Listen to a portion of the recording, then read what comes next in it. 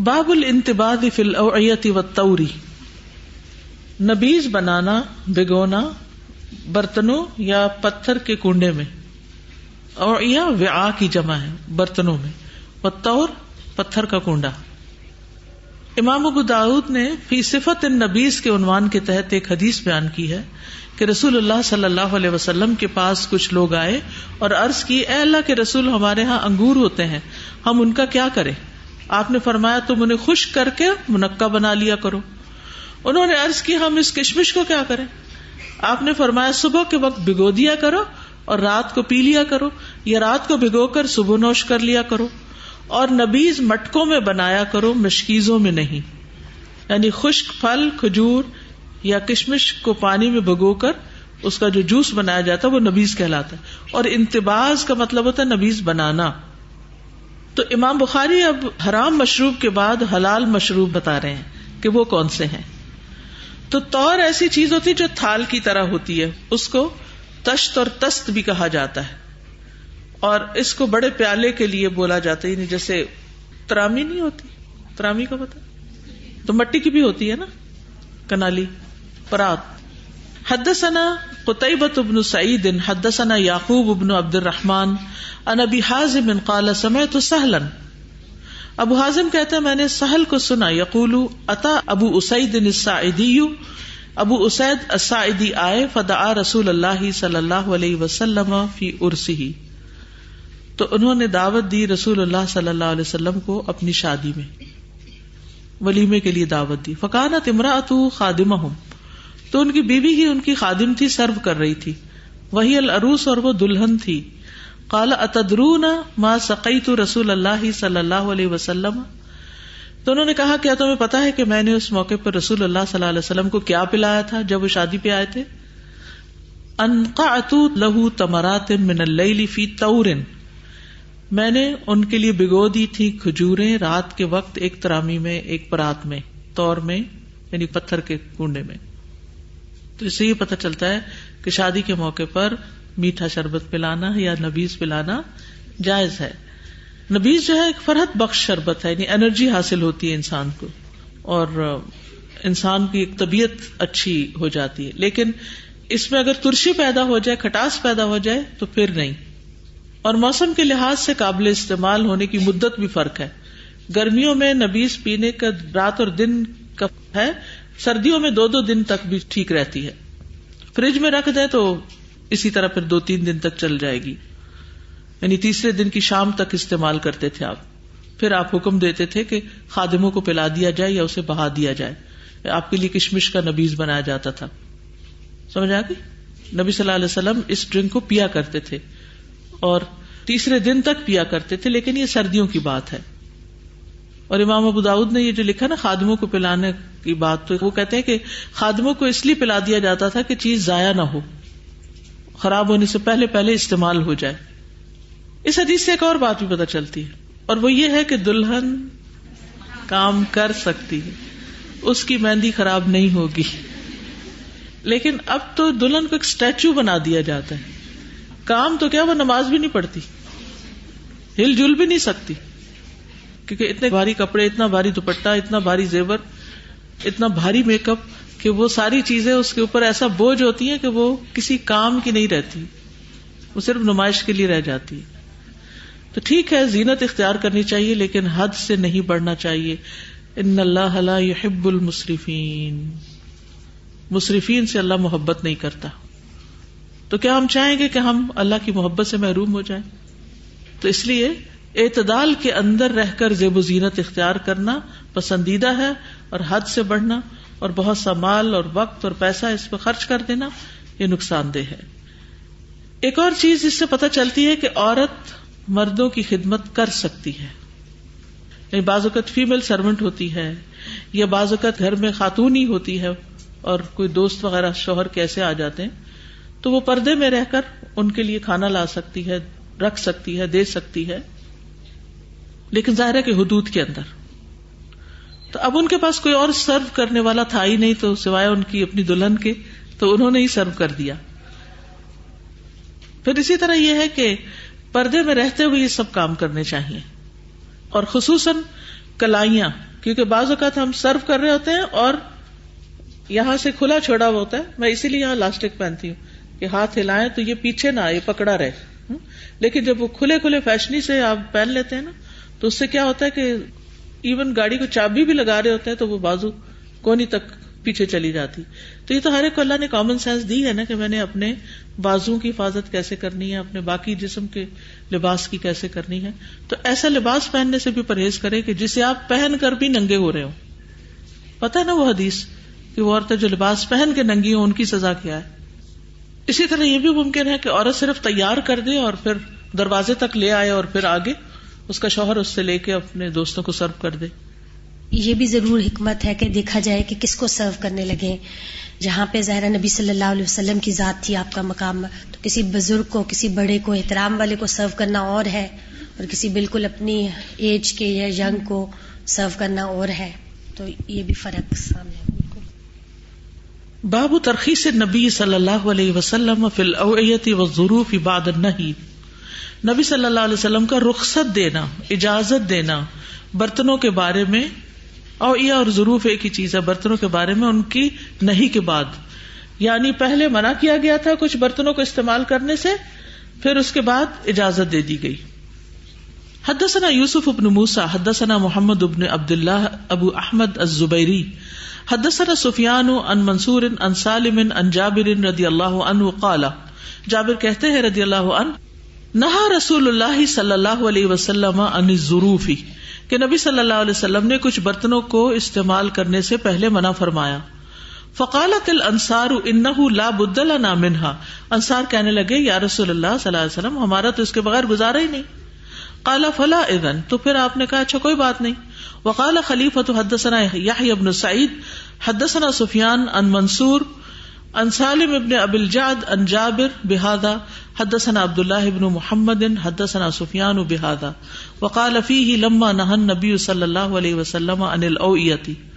اور دوسری روایت میں آتا ہے کہ جب روکا نبی صلی اللہ علیہ وسلم نے بعض برتنوں کے استعمال سے, یعنی ظروف کی بجائے اوعیہ کا لفظ استعمال ہوا ہے. واضح.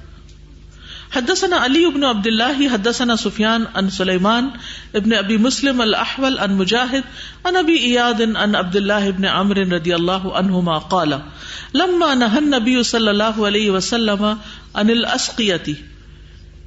عبداللہ ابن عمر رضی اللہ عنہ سے روایت ہے, کہتے ہیں کہ جب روکا نبی صلی اللہ علیہ وسلم نے اسقیہ سے یعنی مشکوں سے, قیل للنبی صلی اللہ علیہ وسلم لیس کل الناس یجد سقاء, ہر شخص کے پاس مشک نہیں ہوتی. فرخص لهم فی الجر غیر المزفت, تو آپ نے ان کو رخصت دے دی بن لاکھ گھڑے کی, یعنی جس کے اوپر پینٹ نہ کیا ہوا ہو, سادہ گھڑا.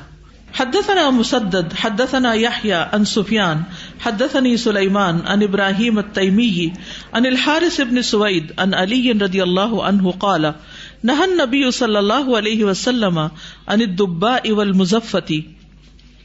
علی رضی اللہ عنہ کہتے ہیں کہ رسول اللہ صلی اللہ علیہ وسلم نے کدو کے برتن اور لاکھی برتن میں نبیذ بنانے سے منع کیا ہے.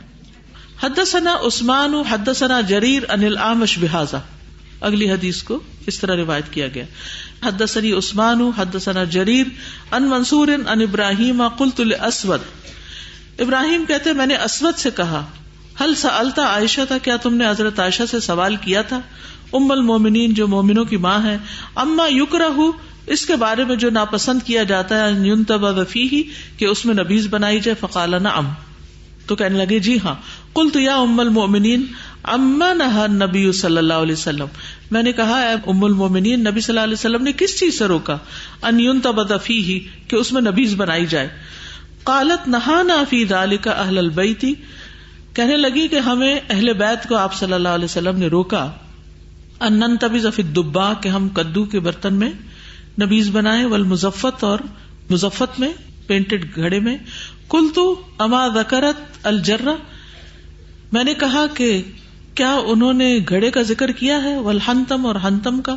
قال انما احدثک ما سمعت افا احدث ما لم اسمع, کہنے لگے جو میں نے سنا وہ میں نے تمہیں بتا دیا, کیا وہ بھی بتاؤں جو میں نے نہیں سنا. انٹرسٹنگ. حدثنا موسیٰ بن اسماعیل حدثنا عبد الواحد حدثنا الشیبانی قال سمعت عبد اللہ ابن ابی اوفا رضی اللہ عنہما قال نهى النبي صلی اللہ علیہ وسلم عن الجر الاخضر. عبداللہ بن ابی اوفا رضی اللہ عنہما روایت کرتے کہ نبی صلی اللہ علیہ وسلم نے سبز گھڑے سے منع کیا، یعنی پینٹ کیے ہوئے. قلت انشرب فی الابیض قال لا. ہم نے پوچھا کیا سفید میں پی لیں؟ کہا نہیں. اصل میں یہ شراب سے نفرت دلانے کے لیے ابتدا میں ان برتنوں کو منع کیا گیا تھا، اور جب قطعی حرمت ہو گئی، لوگ باز آ گئے، ختم ہو گیا معاملہ، تو پھر اس کے بعد برتنوں کے استعمال پر پابندی جو تھی وہ ختم کر دی گئی. اور اس میں ابن عمر سے روایت ہے کہ رسول اللہ صلی اللہ علیہ وسلم نے حنتم، مزفت اور نقیر میں نبیذ بنانے سے منع فرمایا اور مشکیزوں میں اسے تیار کرنے کی اجازت دی. ٹھیک ہے. تو دوسری روایت میں آتا ہے میں نے تمہیں منع کیا کرتا تھا کہ چمڑے کے مشکیزوں کے علاوہ دوسرے برتنوں کو نبیذ کے لیے استعمال نہ کرو. اب تم ہر قسم کے برتن میں نبیذ بنا کر پی سکتے ہو بشرطے کہ وہ نشہ آور نہ ہو. ٹھیک ہے. تو دبا کا پیچھے بھی میں بتا چکی ہوں، بڑے سائز کے کدو، پمپکن جیسے ہوتا ہے، پیٹھا بھی کہتے ہیں. ہنتم سے مراد مٹی سے بڑے برتن اس طرح بنائے جاتے ہیں کہ مٹی گونتے وقت ان میں خون اور بال ملا دیے جاتے ہیں تاکہ وہ ذرا پکے ہو جائیں. ان کا رنگ سیاہی مائل سبز ہو جاتا ہے پھر. اور اس کی وجہ کیا ہے؟ یہ دونوں چیزیں کیوں ملائی جاتی تھی؟ تاکہ ان کے اندر سے چیز باہر نہ نکلے اور تخمیر کا عمل جلدی ہو، شراب جلدی بنے. تو یہ برتن اپنی بناوٹ میں بھی انتہائی گندے اور غلیظ ہوتے تھے، تو اس لیے آپ نے منع کیا. مزفت، زفت کہتے ہیں نا پینٹ کو، تو وہ بھی پیچھے بتایا تھا میں نے کہ وہ لگے ہوئے برتن میں جلدی شراب بنتی تھی تو منع کر دیا گیا. نقیر، کھجور کے تنے کو اندر سے کھود کے اس کو برتن بنایا جاتا تھا، جگ وغیرہ، اور نچلا حصہ کاٹ کے زمین میں ہی رہنے دیا جاتا تھا. تو یہ صحیح طور پر دھلتا بھی نہیں تھا، اور اس میں گند، غبار، گرد، ہر چیز شامل ہو جاتی تھی، اور نبیذ بھی بہت جلدی بن جاتا، ترشی بہت جلدی آ جاتی تھی اس میں. تو اس لیے ان کے اوپر پابندی لگا دی گئی. اور پھر ان برتنوں کی حرمت کے منسوخ ہونے کی دلیل کیا ہے؟ جب صحابہ نے کہا کہ لیس لنا اوعیہ، ہمارے پاس تو کوئی اور برتن ہے ہی نہیں، تو آپ نے پھر شرط لگا کے کہ اس سے اگر نشہ نہیں آتا تو پھر استعمال کر سکتے ہو ورنہ نہیں. ٹھیک. پھر یہ جو ہے نا کہ نہى النبی صلی اللہ علیہ وسلم عن الجر الاخضر قلت انشرب فی الابیض، سفید میں پی لیں، سبز سے جو منع کیا گیا. تو رنگ سے چیز کے میک پر کوئی خاص اثر نہیں پڑتا. اگر پینٹ وائٹ ہے تو اثرات وہی ہیں، تو پھر وہی بات ہے نا، حکم وہی ہوگا. اور اگر سبز ہے تو سبز کا بھی، یعنی اس سے کوئی فرق نہیں پڑتا کہ رنگ بدل دیا جائے. وہی جیسے نام بدل دینے سے فرق نہیں پڑتا، ایسے رنگ بدل دینے سے بھی فرق نہیں پڑتا. سفید اور سبز دونوں منع کرنے کی علت میں برابر ہیں. اور علت کیا ہے؟ ترشی جلدی پیدا ہوتی ہے ان برتنوں میں. باب نقی التمر ما لم یسکر، کھجور کی شراب جب تک کہ نشہ نہ کرے. حدثنا یحیی بن بکیر حدثنا یعقوب بن عبد الرحمن القاری عن ابی حازم قال سمعت سهل بن سعد الساعدی ان ابا اسید الساعدی دعا النبی صلی اللہ علیہ وسلم لعرسه. ابو اسید ساعدی نے نبی صلی اللہ علیہ وسلم کو دعوت دی اپنی شادی کی. فکانت امراته خادمهم، ان کی بیوی ان کی خادم تھی. یومئذ اس دن وہی العروس، اور وہ دلہن تھی. فقالت ما تدرون ما انقعت لرسول اللہ صلی اللہ علیہ وسلم، وہ کہتی ہیں کہ کیا تمہیں پتا ہے کہ میں نے نبی صلی اللہ علیہ وسلم کے لیے کیا چیز تیار کی؟ انقعت له تمرات من اللیل فی طور، کہ میں نے رات کے وقت آپ کے لیے کچھ کھجوریں بھگو دی تھی. باب البازق، بازق کا بیان. بازق جو ہوتی ہے بادا کے لیے استعمال ہے. بادا کا لفظ ہے نا، استعمال کبھی کیے؟ بادا کا لفظ شراب کے لیے استعمال ہوتا ہے، یعنی بازق بادا کی عربی ہے، معرب ہے، اصل میں بادا ہی تھا، عربی میں آیا تو بازق بن گیا. ٹھیک ہے. اس میں ہوتا یہ ہے کہ انگور کا شیرہ نکال کر اس کو پکایا جاتا ہے. تھوڑا سا پکائیں اور وہ رقیق پتلا پتلا ہو اور صاف نظر آتا ہو تو اس کو انگریزی میں برانڈی کہتے ہیں. ٹھیک ہے. اور اگر تھوڑا اور پکائیں، 2/3 جل جائے تو اس کو مثلث کہتے ہیں. ابھی آگے ذکر آ رہا ہے اس لیے پہلے ہی بتا رہی ہوں. 2/3 جل جائے، 1/3 باقی رہ جائے، اس کو تلا کہتے ہیں. تلا توئے سے، اور یہ اونٹوں کی خارشے پر بھی لگایا جاتا ہے. تو بازق ایسی شراب ہوتی ہے جس کو پکایا جاتا ہے، یعنی ویسے تو کچی شراب ہوتی ہے نا، یعنی کھجوریں ڈالی اس میں وہ نشہ آ گیا تو وہ شراب بن گئی. تو یہ ہے کہ انگوروں کے نکال کے پھر اس کو ابالا جاتا ہے، یعنی انگوروں کا وہ رس جس کو پکا لیا جاتا ہے. جب نشہ دینے لگے تو بازق کہلاتا ہے. اب سوال یہ پیدا ہوتا ہے کہ امام بخاری کہتے ہیں کہ بازق حلال ہے یا حرام ہے، یہ دیکھنے کی ضرورت ہے. یعنی وہ تو ایک مشروب ہے، تو اصل میں قاعدہ وہی ایک ہے کہ جو نشہ آور ہوگا وہ حرام ہوگا. اور اگر آپ نے پکایا اور اس میں نشہ نہیں ہے، جیسے آپ لوگ سویٹ ڈش بناتے ہیں نا خوبانیوں کا، ان کو آپ بھگو دیتے ہیں، پھر آپ ان کو ابالتے ہیں، پھر اس کو بناتے ہیں، تو کافی پکاتے ہیں اس کو، پھر اس میں آپ کیرمل ڈال دیتے ہیں یا کچھ اور، تو آپ کھا بھی لیتے ہیں. تو اسی طرح اگر انگوروں کا آپ بنائے کوئی سویٹ ڈش تو بنا سکتے ہیں، لیکن اگر اس میں نشہ پیدا ہو گیا، جوش آ گیا اس میں اس طرح کا کہ جس سے وہ نشہ آور ہو گیا، تو پھر نہیں. اور پھر منصف، مثلث اور طلا بھی آئیں گے لفظ. منصف آدھا باقی رہ جائے، یعنی آدھا اڑ گیا آدھا باقی رہ گیا، اور مثلث 1/3 باقی رہ گیا. طلا جب وہ لیپ کی طرح ہو گیا. ٹھیک ہے. ومن نہا عن کل مسکر، اور جو منع کیا گیا ہر نشہ آور چیز سے، من الاشربۃ ڈرنکس میں سے. ورآ عمر و ابو عبیدہ و معاذ شرب الطلا، اور عمر رضی اللہ عنہ اور ابو عبیدہ اور معاذ رضی اللہ عنہ نے طلا کے پینے سے منع کیا. طلا کون سا ہوتا ہے؟ جو تھک ہو جاتا ہے، الثلث، ثلث پر.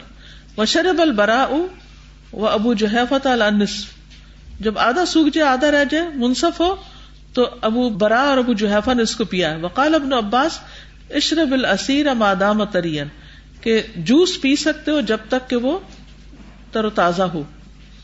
وقال عمر وجدت من عبید اللہ ریح شراب، عمر رضی اللہ عنہ کہتے ہیں کہ میں نے اپنے بیٹے عبید اللہ کے پاس شراب کی بو سونگی. وانا سائل عنہ، اور میں اس سے پوچھنے والا ہوں. فإن كان يسكر جلدته، اگر اس نے نشہ آور شراب پی تو میں اس کو کوڑے لگاؤں گا. اور یہ کہا جاتا ہے کہ جب انہوں نے پوچھا اور پتا چلا کہ وہ نشہ آور تھی تو حضرت عمر نے ان کو پوری حد لگائی تھی، اور یہ حضرت عمر کا انصاف ہے. حدثنا محمد بن کثیر اخبرنا سفیان عن ابی الجویریہ قال سألت ابن عباس عن البازق. ابو الجویریہ کہتے ہیں میں نے ابن عباس سے بازق کے بارے میں پوچھا. فقال سبق محمد صلی اللہ علیہ وسلم البازق، تو کہنے لگے کہ حضرت صلی اللہ علیہ وسلم اس کا حکم پہلے ہی بیان کر چکے ہیں.